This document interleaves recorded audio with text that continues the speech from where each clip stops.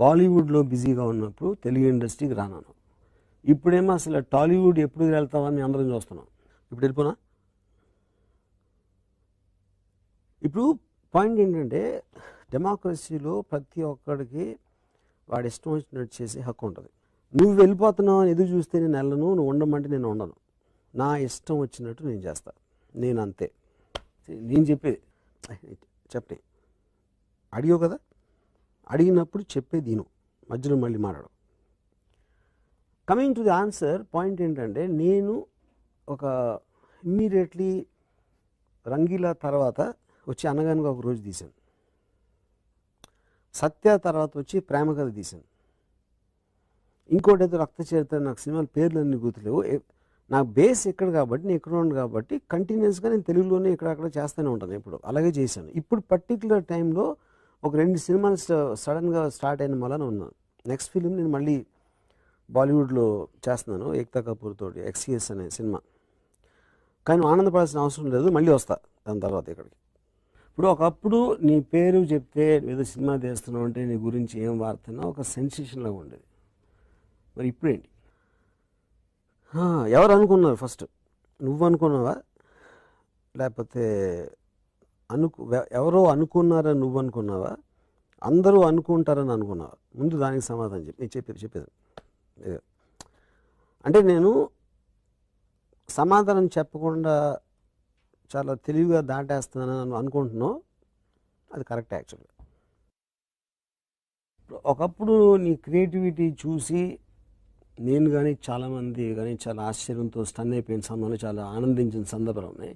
కానీ ఇప్పుడు ఈ మధ్యకాలంలో కొన్ని సంవత్సరాలుగాను పబ్లిసిటీ తప్పిస్తే, ఒక కాంట్రవర్సీ రేఖాత్రం తప్పిస్తే, ఎవడి మీద కామెంటు లేకపోతే ఇది అది అని ఇష్టం వచ్చినట్టు చేసి దాని మూలాన నువ్వు నీ సినిమాల కన్నా ఎక్కువ అది వస్తుంది. ఏంటి నీ సమాధానం? దానికి దేవుడు పట్టాడు. దెయ్యం కాదు, దేవుడు పట్టాడు. ఎందుకు దేవుడు పట్టాడంటే, ఇప్పుడు మొత్తం అందరికీ యూనివర్స్ క్రియేట్ చేసింది ఎమోషనల్, ఫిజికల్, ఇంటలెక్చువల్ యాక్టివిటీ అందరికీ దేవుడే రెస్పాన్సిబుల్ అని మనం అందరం బిలీవ్ చేస్తాం కదా. అప్పుడు నాకు ఏమైంది అనే ప్రశ్న నువ్వు ఆ దేవుడిని అడగాలి. అప్పుడు నీకు నా మీద ఉన్న కోపం నేను డిసప్పాయింట్ చేస్తున్నాను నువ్వు చెప్తున్నావు కదా, అది అటే తిరిగి బాలాజీ గుడో నీకు ఇష్టమైన దేవుడు ఎవరో నాకు తెలీదు, వారిని అడిగితే సమాధానం రావచ్చు. ఇప్పుడు సడన్గా ultra low budget, no budget అనే సినిమాలు ఐస్ క్రీమ్ లాంటివి అంటున్నాం. నువ్వేమో 2 లక్షల్లో తీసాను అలా చెప్తున్నావు. బయట మాత్రం ఏదో రకరకాలుగా వినపడుతున్నాయి, నువ్వు కోట్లు కాంట్రాక్ట్ తీసుకున్నావు అని, అది ఇది అని. ఏంటి దాంట్లో అసలు నిజం ఉందా అబద్ధం ఉందా చెప్తారా? ఇలా పబ్లిక్ అడిగిస్తే తప్పు కదండి. యాక్చువల్గా నేను 4 కోట్లు తీసుకున్నానండి, మీరు ఇది మాత్రం క్వశ్చన్ వేయకపోతే నేను మీకు ఒక 4 లక్షలు లంచం ఇస్తాను.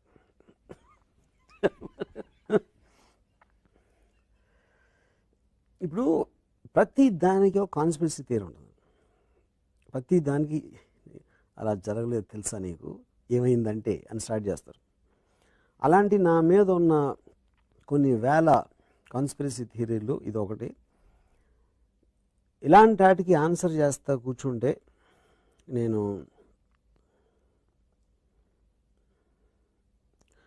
అంటే సరైన ఆన్సర్ దొరకట్లేదు, వదిలేద్దాం. ఇవి ఒక డైరెక్టర్ అన్నాక కొంచెమన్నా ఒక సోషల్ రెస్పాన్సిబిలిటీ ఉండాలని ఎవరైనా చెప్తారు. ఏ డైరెక్టర్ అయినా కానీ ఎవరైనా సినిమా రంగంకి సంబంధించిన. నువ్వేమో అసలు నా హీరోయిన్ ఐస్ క్రీమ్లో ఒక సీన్ కోసం తన బట్టలన్నీ ఇప్పేసింది, అలాంటి ప్రచారం అలాంటివి చేయటం అనేది ఎంత కరెక్ట్?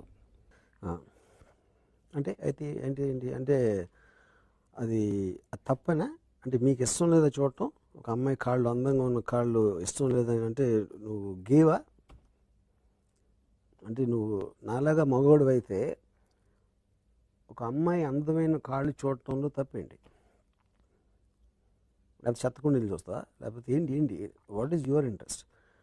పాయింట్ ఈజ్, నా ఉద్దేశంలో ఒక స్త్రీ అందం ఒక్కటే దేవుడు కరెక్ట్గా సృష్టించింది. దాన్ని చేసిన అన్ని మంచి పనులు, అన్ని వేరే పనులని నేను క్షమించడానికి రీజన్ అది.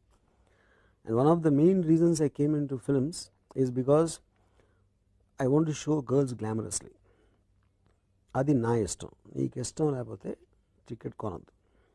అంటే నీ కెరియర్ స్టార్ట్ అయినప్పటి నుంచి ఎప్పుడో ఒకప్పుడు ఏదో ఒక అమ్మాయితో నీకు ఒక అఫైర్ ఉంది అని ఒక కనెక్షన్ ఉంటానే ఉండదు. ఈ మధ్యన ఎవరి అమ్మాయి పేరు వింటలేదు ఏంటి? అంటే దానికి కారణం నేను అమ్మాయిని ప్రేమించడం వదిలేసి అమ్మాయిల్ని ప్రేమించడం మొదలెట్టాను. ఎందుకంటే అమ్మాయిని ప్రేమించడంలో ఆనందం ఉంటుంది, అమ్మాయిల్ని ప్రేమించడంలో ఇంకా చాలా రెట్లు ఆనందం ఉంటుందని ఈ మధ్యన నాకు బుద్ధుడికి జ్ఞానోదయం అయినట్టు నేను ఏదో చెట్టు కింద ఎక్కడో నాకు ఒక రెస్టారెంట్ వోడ్కా తాగుతూ ఉంటే అయ్యింది. అది అప్పటి నుంచి నేను శపథం పట్టింది అమ్మాయిలనే ప్రేమిద్దామని. అది సో ఫైనల్గా ఒక క్వశ్చన్ చాలా సూటిగా అడుగుతున్నాను, అది మళ్ళీ సెల్ ఫోన్ చూస్తున్నాను, పెట్టి పక్కన. ఓకే, ఇది నా లాస్ట్ క్వశ్చన్, కాన్సన్ట్రేట్ చేసి చెప్పు. మళ్ళీ నీలోని క్రియేటరు వెలుగులోకి వచ్చేది ఎప్పుడు? చీకటి పడినప్పుడు. ఎందుకంటే వెలుగు ఎప్పుడు చీకటిలోంచి వస్తుంది, చీకటి పడినప్పుడే దాన్ని వెలిగించడానికి వస్తుంది. సో ఇప్పుడు నీవు నాకు చెప్పావు కదా ఫోన్ వాడద్దని, నువ్వేంటి సారీ, ఓకే సారీ పెట్టక్కడ. వెలుగు అనేది లైట్ వేస్తే వస్తుంది, తెలుసు కదా. ఆ లైట్ అనేది ఈ థియరీలో నా బుర్రలో ఒక మంచి సినిమాకి లైట్ వెలిగినప్పుడు నువ్వు అనుకుంటున్న చీకటి పారదోడు అది ఆటోమేటిక్గా వస్తుంది. అది నాకు ముందే తెలిస్తే వెలుగు ఎప్పుడు వస్తుందో నేను చీకటిలోనే కూర్చుంటాను, కానీ వెలుగులోకి రావడానికి ప్రయత్నించను. ఒకవేళ నాకు చీకటిని వెలుగు చేసే తెలియని అదే ఒక ఎలాగో నాకు తెలియదని నువ్వు అనుకుంటే నీ ప్రశ్నకి అర్థం లేదు. సో అన్ని విధాలుగా నా ఫీలింగు, నేను వెలుగులోకి ఎప్పుడు వస్తానో నాకు తెలియదు, కానీ నువ్వు మాత్రం చీకట్లో ఉన్నావు.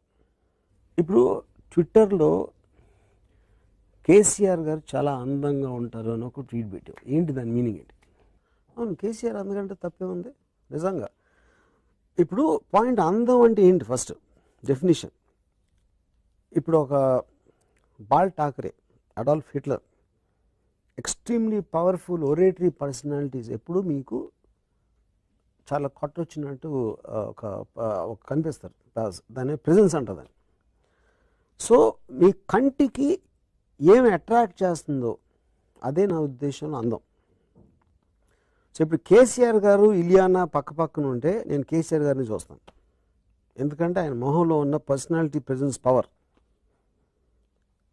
అప్పుడు ఇలియానా కన్నా కేసీఆర్ గారు అందంగా ఉంటారు అనేది నా క్వశ్చన్, నా అబ్జర్వేషన్ అది.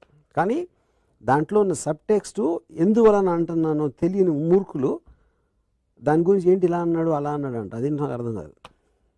సో 100% ఇలియానా కన్నా కేసీఆర్ గారు అందగారు, అది నా ఫైనల్ పాయింట్. నా ఇంకోటి చెప్పడం, మాట్లాడితే నేను దేవుడిని నమ్మను అంటావు, దెయ్యాల మీద సినిమా తీస్తావు. ఆ కాంట్రడిక్షన్ ఏంటి? దేవుడు లేనప్పుడు దెయ్యం ఎలా ఉంటుంది? దేవుడు లేడు అన్నాను, కానీ దెయ్యం లేదని నేను ఎప్పుడు అన్నాను. నేను దెయ్యాన్ని నమ్ముతాను, ఎందుకంటే దెయ్యం చాలా పనులు చేస్తూ ఉంటుంది. ఎలాంటి, ఇప్పుడు దేవుడు మంచి దెయ్యం చెడు అని అనుకుంటే మంచి జరిగిన నేను ఎప్పుడు వినలేదు. నేను పేపర్లో ఎప్పుడు చదవను, పేపర్లో ఎప్పుడు నాకు బ్యాడ్ న్యూస్ ఉంటాయి, టీవీలో బ్యాడ్ న్యూస్ ఉంటాయి.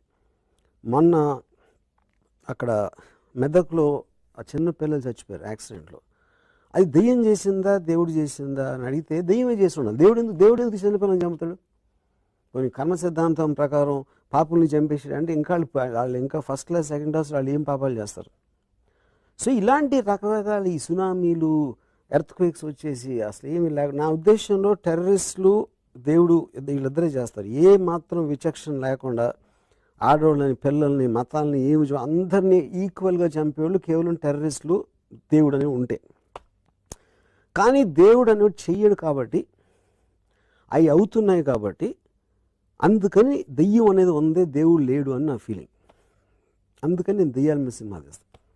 ఇప్పుడు నువ్వు మాట్లాడితే ఈ పబ్లిసిస్ట్ అంటూ ట్వీట్లు పెట్టి లేకపోతే సెన్సేషనల్ స్టేట్మెంట్స్ ఇచ్చి ఎలాగోలాగా అట్రాక్ట్ చేసి మీడియాలో నీ గురించి ప్రోగ్రామ్స్, నీ మీద కామెంట్స్ ఇవన్నీ రావడానికి వెనకాల ఏమన్నా కొంచెం పాలిటిక్స్లోకి వచ్చే ఉద్దేశం ఉందా? ఆల్రెడీ పాలిటిక్స్లో ఉన్నాను, అదే ఎవరికి తెలీదు, అది చాలా రహస్యం. నేను ఎవరి పార్టీలో ఉన్నానో, ఎవరి వెనకాల ఉన్నానో, ఏమేమి చేస్తూ ఉంటాను అనేది కొంచెం తొందరలో తెలుస్తుంది. కానీ ఉన్నాను ఆల్రెడీ. సో అందుకని ఉన్నాను కాబట్టి వస్తారా అని క్వశ్చన్ అడగడానికి మీనింగ్లెస్. కానీ ఏ పార్టీలో ఉన్నానో, ఎవరితో ఉన్నానో, ఏం చేస్తానో అది మాత్రం నేను చెప్పను. రవి నువ్వు చెప్పిన సమాధానాన్ని విన్నాక నీకు పెచ్చా, పొగరా, కాన్ఫిడెన్సా, ఓవర్ కాన్ఫిడెన్సా, లేకపోతే మైండ్ దొబ్బిందా, లేకపోతే మా అందరికీ అర్థం అవ్వని గొప్ప మైండ్ ఉందా, ఏమీ అర్థం కావట్లేదు. అర్థం అవ్వటానికి అర్థం అవ్వకపోవటానికి ఉన్న తేడా ఏంటంటే నువ్వు అర్థం చేసుకోవాలనుకోకపోవడం. ఎందుకంటే నీకు అర్థం అవ్వంది నాకు అర్థమైంది, అందుకనే నేను అర్థంతో మాట్లాడుతున్నాను. నీకు అర్థం అవ్వట్లేదు కాబట్టి అర్థం అవ్వట్లేదా ఉందా అనే కన్ఫ్యూజన్లో నువ్వు ఉన్నావు, నేను లేను. సో ముందు నీకు నువ్వు క్లియర్గా అర్థం చేసుకుని నువ్వేం అనుకుంటున్నావో నువ్వేంటో అది అర్థం చేసుకుని తర్వాత నా అర్థం గురించి అడగాలని నా ఒక చిన్న సలహా. But anyway, thanks for talking.